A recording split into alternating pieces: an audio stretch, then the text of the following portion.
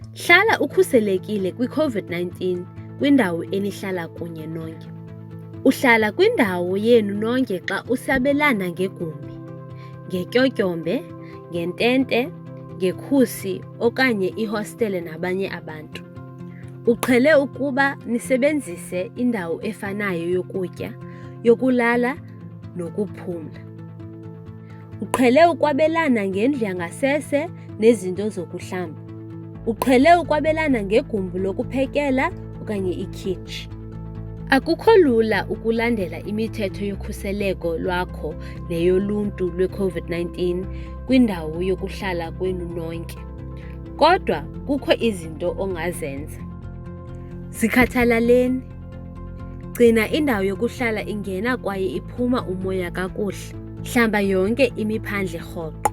Lahla inkunkuma ngokukhuselekileyo. Sukwabelana ngekomiki, izixhobo okanye impahla. Gquma ukukhohlela kwakho ngengqiniba yakho. Uzigqume naxa uthimla. Nxiba igxulusha lobuso xa ungqungwe ngabanye. Makubekho umgama phakathi kwakho nabanye xa ulele. Zikhathalele. Sukubamba impumlo, amehlo nomlomo wakho. Hlamba izandla zakho kakuhle ngesepha namanzi. Hlamba izandla zakho rhoqo. Phepha ukudibana nolwelo lomzimba. Sukwabelana ngokutshaya. Hlala nakoluphi unyango. Khathalela wonke umntu. Hlala ekhaya. Gcina umgama phakathi kwakho nabanye. Nxiba igxalusho lobuso xa ungqongwe ngabanye.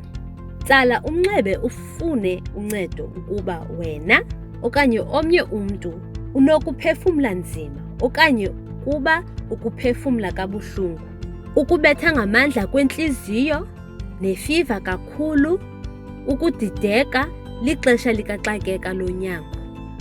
Nqanda usulelo. Thintela isifo i-COVID-19. Impilo zethu zisezandleni zethu.